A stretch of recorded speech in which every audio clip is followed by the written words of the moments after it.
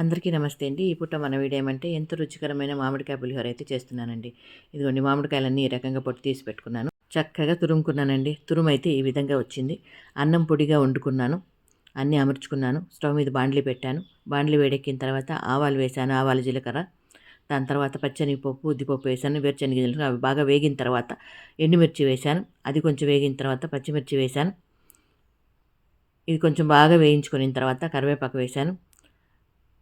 ఇంగువ, పసుపు, table salt ఇవన్నీ వేసుకొని కొద్దిగా వేయించుకున్న తర్వాత బాగా వేగిన తర్వాత మామిడికాయ తురుము మొత్తం అందులో వేసేసాను. కాసేపు అది కొంచెం స్టవ్ సిమ్లో పెట్టుకొని వేయించుకున్న తర్వాత గొజ్జు అయితే రెడీ అయిపోయింది.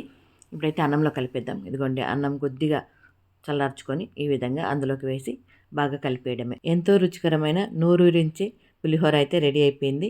ఇది ఈ పూట మన చిన్ని వీడియో. నచ్చితే లైక్ చేయండి. ఓకేనా? Thank you so much.